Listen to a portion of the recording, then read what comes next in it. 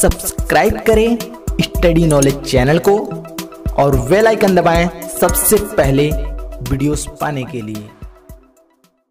Hello नमस्ते। आज के इस वीडियो में मैं आपको बताने वाला हूं सरल लोलक और ध्वनि के बारे में, जो कि पॉलिटेक्निक इंट्रेंस एग्जाम के लिए बताया जा रहा है। इसके पहले मैंने जितने भी वीडियो बनाए हैं पॉलिटेक्निक इंट्रेंस एग्जाम के लिए, उसको देखने के लिए डिस्क्रिप्शन में लिंक दिया गया है।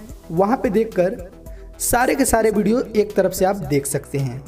तो चलिए शुरू करते हैं आज के उस वीडियो में।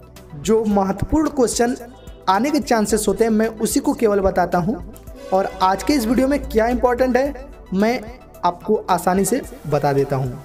तो चलिए शुरू करते हैं। तो देखिए, पॉलिटेक्निक इंट्रेंस एग्जाम फिजिक्स के लिए वीडियो बनाया जा रहा है सरल लोलक और ध्वनि। अब सरल लोलक और ध्वनि से रिलेटेड क्या क्या चीज़ें पूछी जाती हैं, तो आपको एकदम क्लियर बता दें। इसमें अगर हम 3 फॉर्मूले बता देते हैं और उस केवल 3 फॉर्मूले को याद कर लीजिए, तो ऐसा कोई क्वेश्चन नहीं बचेगा जो इस चैप्टर से आए। तो इस चैप्टर से जो न्यूमेरिकल आएंगे उसका वीडियो मैं इस अध्याय में अच्छी तरह बता देता हूँ। ठीक है, न्यूमेरिकल की बात कर रहे हैं। अब बात करें थ्योरी का, तो जो थ्योरी पूछता रहता है उसका वीडियो मैं नेक्स्ट बनाता हूँ। इसका भाग 2 रहेगा, उसमें केवल थ्योरी पूछा जाएगा। जो जो क्वेश्चन रहेगा उसका आंसर मैं देने वाला हूँ। तो न्यूमेरिकल को अच्छी तरह से समझ लीजिए और थ्योरी को समझ लीजिए। आसानी से आप 2-3 क्वेश्चन इस सरल लोलक और ध्वनि से पूछे जाते हैं। तो चलिए शुरू करते हैं। वो कौन से फॉर्मूले हैं। ये न्यूमेरिकल के लिए वीडियो बनाया जा रहा है, भाग 1 है, और थ्योरी के लिए भाग 2 बनाया जाएगा। उसका डिस्क्रिप्शन में मैं लिंक दे दूंगा। देखिए, पहला जो फॉर्मूला आता है वो क्या आता है V बराबर लेमडा अपान टी। अब ये V लेमडा टी ये सब क्या है मैं अभी आगे बता देता हूँ। दूसरा जो फॉर्मूला आता है वो है V बराबर n लेमडा के, और तीसरा जो फॉर्मूला आता है वो है n बराबर 1/t। यही 3 फॉर्मूले आपको यूज करना है। इसी को उलट पलट के इधर से उधर करके यूज कर लेना है। अब इन सभी में V lambda t small m ये सब क्या है समझ लीजिए। V हमारा वेग है, ठीक है। अब लेमडा हमारा क्या है, तरंग दैर्घ्य। लेमडा हमारा तरंग दैर्घ्य हो गया, और साथ में स्मॉल n क्या है, आवृत्ति। जो फेरे होते हैं उसके लिए, जैसे एग्जाम्पल अभी नहीं देने वाला हूं। t, अब t क्या है हमारा, आवर्तकाल। ठीक है, इस चीजों को ध्यान से समझिएगा। अगर कहीं भी क्वेश्चन में वेग आ गया तो उसे v से प्रदर्शित करेंगे, तरंग दैर्घ्य आ गया तो लेमडा से प्रदर्शित करेंगे, आवृत्ति आ गया तो स्मॉल n से, आवर्तकाल आ गया तो कैपिटल T से। और इन्हीं सभी के संबंध में ये फॉर्मूले बनाए गए हैं। अब इस फॉर्मूले को बस याद कीजिए, बाकी एक एक क्वेश्चन को मैं लगा कर दिखाता हूँ कि कैसे कैसे आसानी से आप हर एक क्वेश्चन लगा सकते हैं। तो चलिए शुरू करते हैं, उस क्वेश्चन को बताते हैं जो पूछे जाने वाले हैं।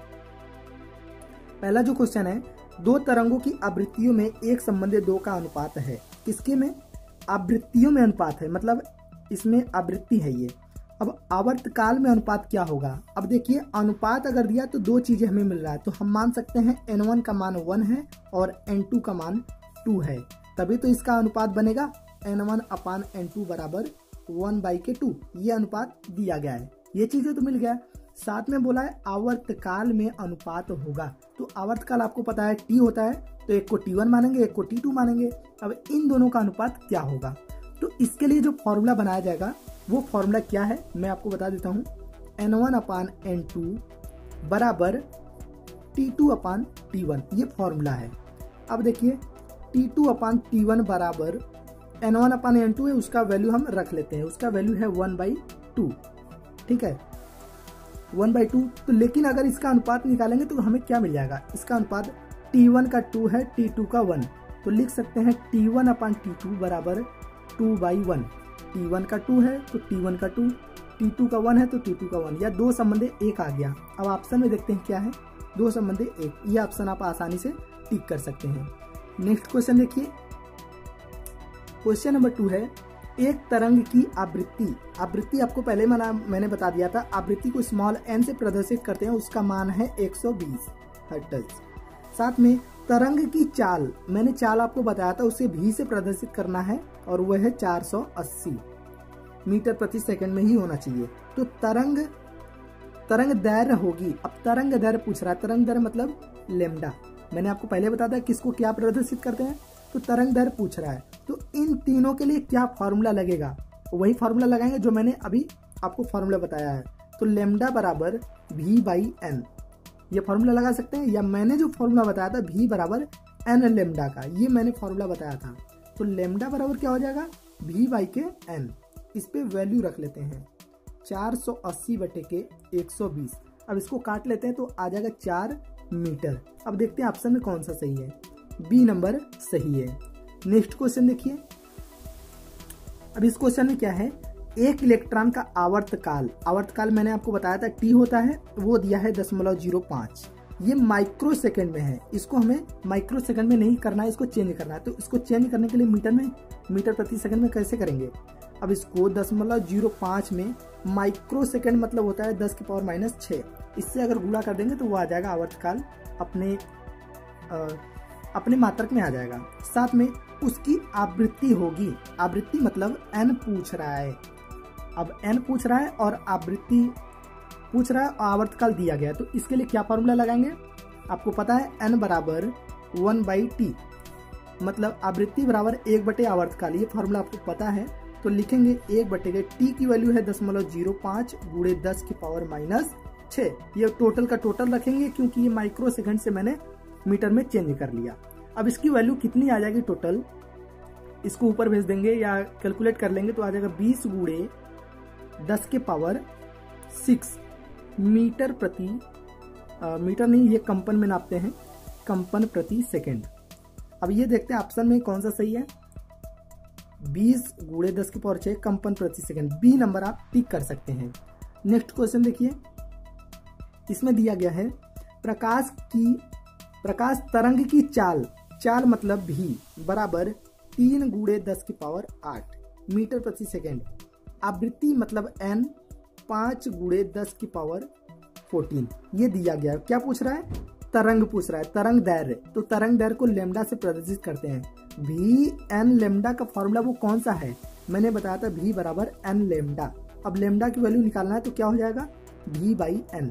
वैल्यू रख लेते हैं, v की मान है 3 गुणे 10⁸ बटे n की वैल्यू है 5 गुणे 10⁻14। अब इसका जब वैल्यू निकालेंगे हम तो कितना आ जाएगा। अब इसको हमें काट देना है। काटने के बाद देखिए क्या डायरेक्ट आंसर आ जाएगा, 6 गुणे 10⁻⁷ मीटर। ये ऑप्शन में रहेगा तो आप उसे टिक कर सकते हैं। नेक्स्ट क्वेश्चन देखिए। क्वेश्चन है, वायु में दो तरंगों की तरंगदैर्घ्यों का अनुपात ये दिया गया है। मतलब एक तो λ1 होगा जो 3 दिया गया ऊपर का, और λ2 है वो है 5। इन दोनों का अनुपात है तो ये भी बटे में आ जाएगा, ठीक है। लेकिन क्या पूछ रहा है, तरंगों की आवृत्तियों का अनुपात। अब आवृत्ति भी 2 होना चाहिए, तो एक को n1 मानेंगे, एक को n2 मानेंगे। इन दोनों का अनुपात क्या होगा ये पूछ रहा है। अब तरंगदैर्घ्य और आवृत्ति का अनुपात पूछने के लिए फॉर्मूला क्या लगाएंगे, n1 λ1 बराबर n2 λ2। ये फॉर्मूला आप लगा सकते हैं, ठीक है। अब इसमें वैल्यू रखना है हमें, तो वैल्यू रख लेते हैं, लेकिन λ1 बटे के λ2 कर लेते हैं बराबर n2, ये नीचे करेंगे बटे के n1। मतलब इसकी वैल्यू दिया गया है 3 बटे के 5। तो n1 का मान 5, n2 का मान 3।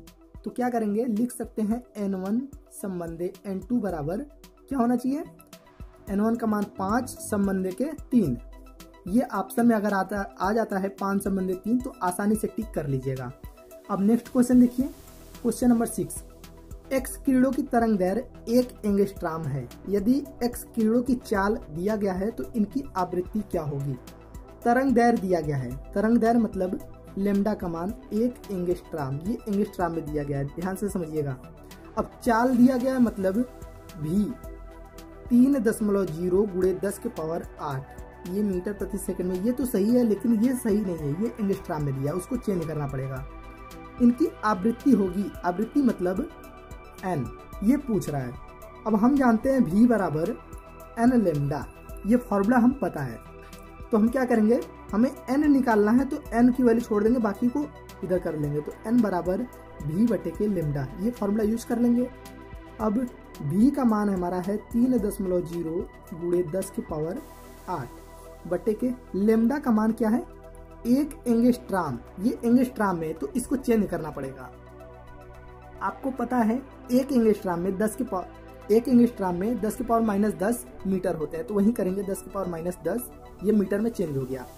अब देखिए इसको हल करना है डायरेक्ट, क्या हो जाएगा, इसको ऊपर भेजेंगे तो 3.0 गुणे 10 की पावर 18, ये आ जाएगा n की आवृत्ति। अब देखा जाए इसका मात्रक क्या आना चाहिए, तो मात्रक तो ऑप्शन में ही आ जाएगा, आवृत्ति जो होता है उसका मात्रक होता है हर्ट्ज। ठीक है, ये ऑप्शन में अगर रहेगा तो आप इसे आसानी से टिक कर लीजिएगा। अब नेक्स्ट क्वेश्चन देखिए, क्वेश्चन नंबर 7।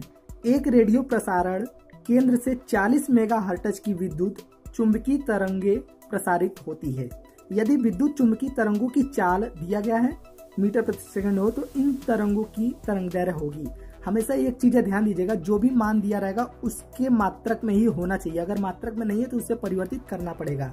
जैसे यहाँ पे देखिए 40 मेगाहर्ट्ज, तो ये आवृत्ति दिया गया है, n बराबर दिया है 40, लेकिन ये मेगाहर्ट्ज में है, जबकि आवृत्ति का मात्रक होता है केवल हर्ट्ज।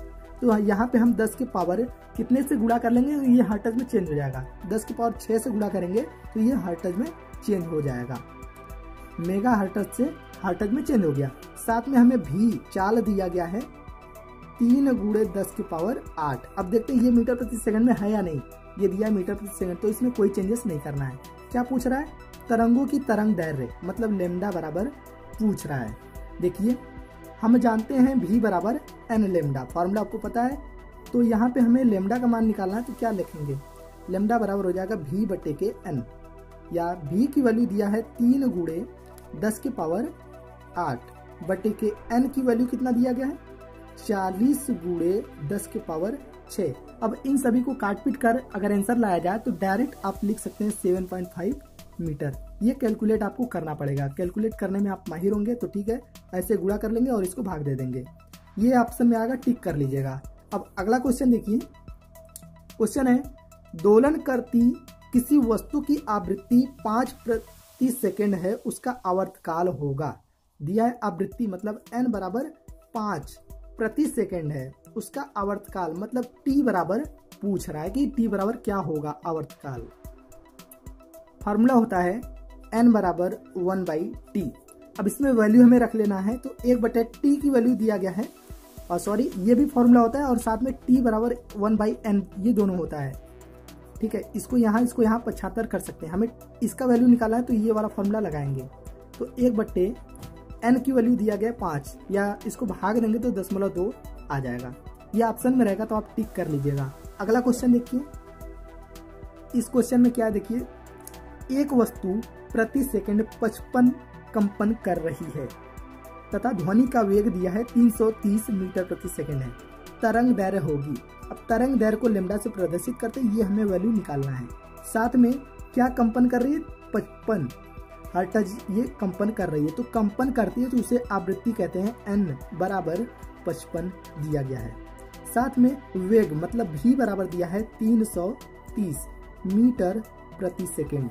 अब vn लेमडा का फॉर्मूला आपको बार बार हम बता रहे हैं, v बराबर n लेमडा, ये मैं बार बार आपको फॉर्मूला बता रहा हूँ। तो यहाँ पे हमें निकालना है लेमडा की वैल्यू, तो लिखेंगे v बटे के n, वैल्यू रख लेते हैं। v की वैल्यू है 330 बटे के n की वैल्यू है 55। तो ये हम इसे डिवाइड कर लेते हैं, डायरेक्ट आंसर आ जाएगा।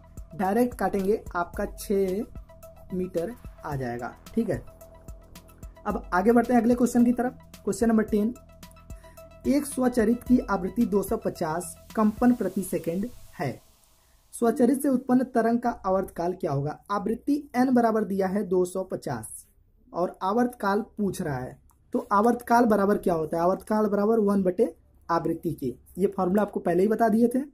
तो यहाँ पे वैल्यू हम रख लेते हैं 1 बटे के 250। अब इसको क्या करना है, डिवाइड करना है, तो डिवाइड करेंगे या भाग देंगे तो आ जाएगा 0.004 सेकेंड। ये ऑप्शन में रहेगा तो आप आसानी से टिक कर लीजिए। तो यहाँ पे मैंने 10 क्वेश्चन आपको बता दिया है। वीडियो पसंद आया हो तो आप सबसे पहले लाइक कीजिएगा, लाइक करने के बाद चैनल को सब्सक्राइब जरूर कीजिएगा, ताकि इस तरह से और भी सिलेबस और साथ ही इन सभी सिलेबस का हल आपको मिल सके। तो मिलते हैं नेक्स्ट वीडियो में, तब तक के लिए बाय बाय, जय हिंद।